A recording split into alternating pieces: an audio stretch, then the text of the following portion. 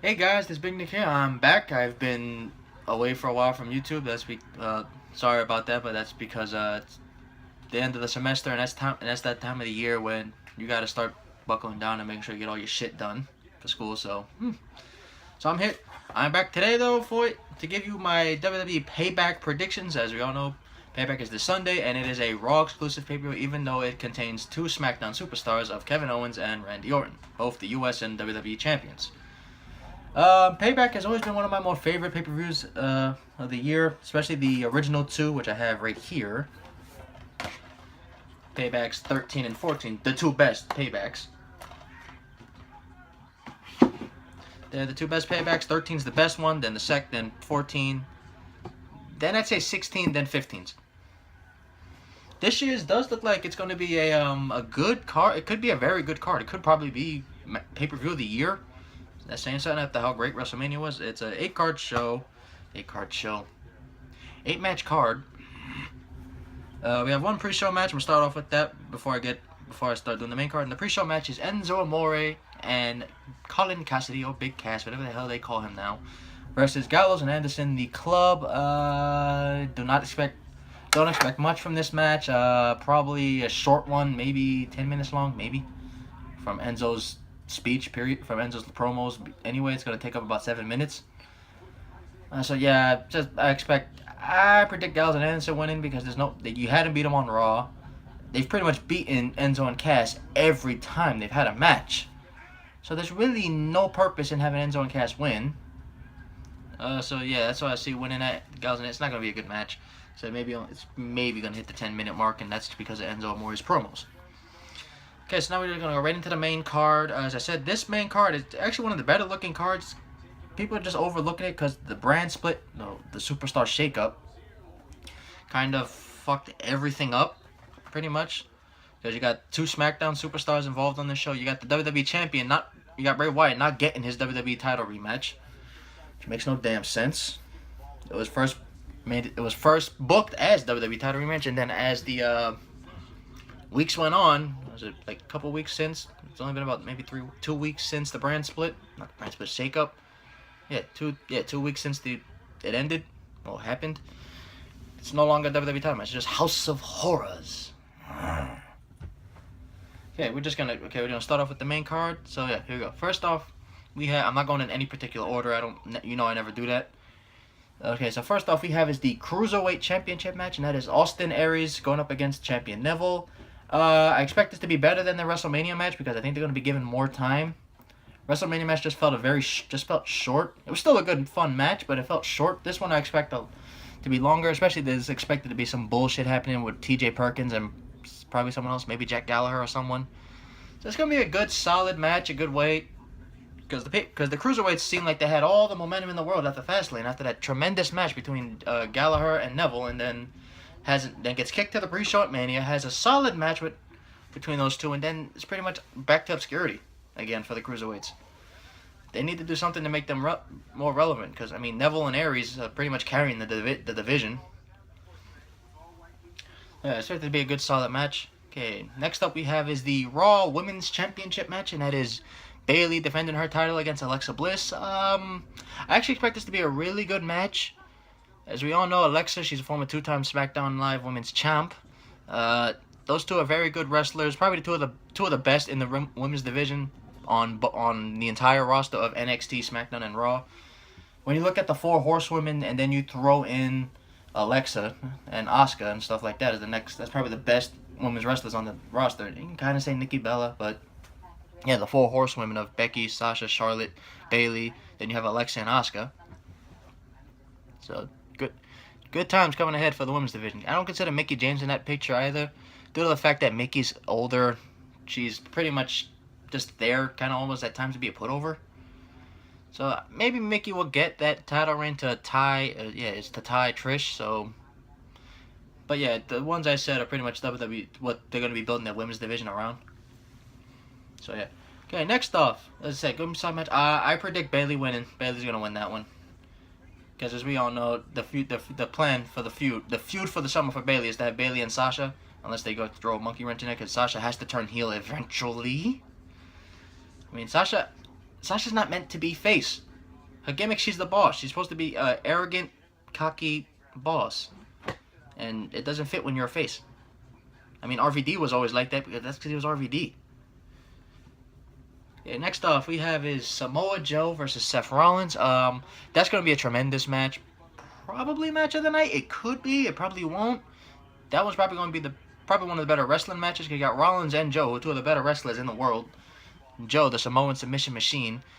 Rollins with his new finish. It's going to be interesting, because they could probably work out the fact that Joe has a hard-ass head, and he just knocked the hell out of Seth. So it's going to be a very good match. In that match, I see Rollins. This one I'm torn, because Joe, he's yet to lose by pinfall submission on the main roster. You can see they've been very protective with him. Rollins, he's fresh off he's off the biggest win of his career against Triple H at WrestleMania, so it would kind of fit to have Rollins win, but then you got Joe, who hasn't lost, and losing to Rollins, the man he injured, wouldn't just... It would have been understandable if it happened back at Fastlane, because Rollins picks up the win to get Triple H, but... Just when I'm torn, for me, it's 50-50. I go either way with it. Yeah, I'll go either way with it. Seth and Joe, I'll be fine. So, okay. Next match we have is the Raw Tag Team Championships, and that is Cesaro and Sheamus going up against the Hardys. This could be probably one of the best tag team matches we've seen in a very, very, very long time. Sheamus and Cesaro has been a very surprising tag team. Been very surprising. I didn't expect a lot for them. They had some very good matches back when they're doing the best of 7. They had some alright matches with the New Day. They had some matches with Gallows and Anderson. Sheamus and Cesaro is probably two of the better wrestlers now on the roster, especially Cesaro. And then, of course, they're going up against the Hardys, who are arguably WWE's greatest tag team. I say arguably because Edge and Christian, the Dudleys, the Outlaws, the Road Warriors. I'll have something to say to that.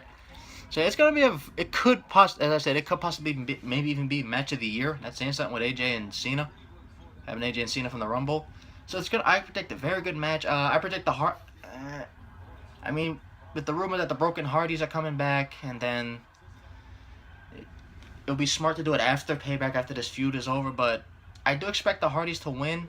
I would be very surprised if they lost, because they're still on the nostalgia run, so...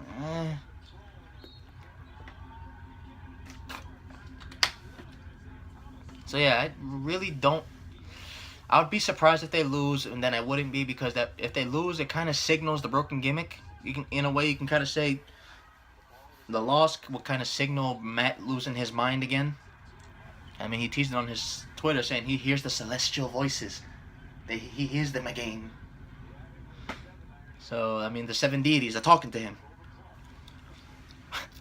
So yeah, I expect it to be definitely a possible match of the year candidate. Same thing with Rollins and Joe.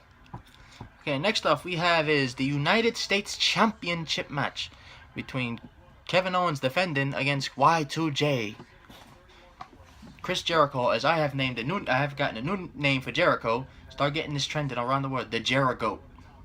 I don't know if anyone's ever called him that before, but I coined it the other day, watching him on Tanked. He's the Jericho. Yeah, see, it works. Jericho. Not Jericho, Jericho. Get that trended. Yeah, so yeah, I expect that one to be better than the WrestleMania match, because the WrestleMania match kind of felt short and rushed at times. It's meant to be better. Owens, I predict winning. It's obvious. Kevin Owens, that's the obvious winner. All the titles, as I said, I expect them all to be retained, because there's no more title matches after this.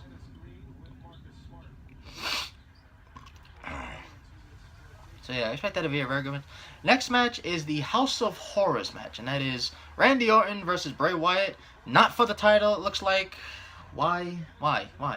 Any I got an answer? No? Alright. So yeah. I don't know what to expect from this match, House of Horrors. I'm thinking something is going to be around the lines of possibly even the possible final deletion. Gonna like rip it off, I guess, maybe because they have Matt there. Like, hey yo Matt, help us produce this shit. Show us how you did the final deletion. Wonderful. No? Alright. So yeah, I expect something around the line. It's gonna be a weird match. It's gonna be weird, especially since it's not for the title. Randy Orton wins. I predicted him winning even if it was for the title. So it's gonna be weird. I don't know what to expect. I don't think anyone knows to expect. So okay, next match, and this will probably be the main event, and that is Roman Reigns versus Braun Strowman. This is probably going to be a very good match. As we all know, may hate Reigns, but he's been good in the ring. He's been very well changed in the ring. He's gotten better over the years. And then you got Braun Strowman, who just destroys everyone, regardless of what happened on Raw.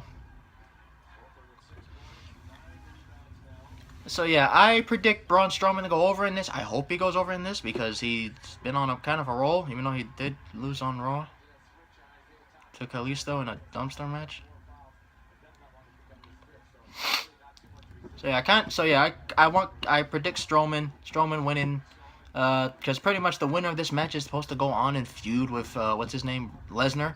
So I'll be interesting to then Strowman just calls out Lesnar like the next night on Raw or something and leads to a feud, possibly a match. We got two big sweaty men. Vince McMahon likes big sweaty men. King Ross from What Culture? So that'd be fun if that happens.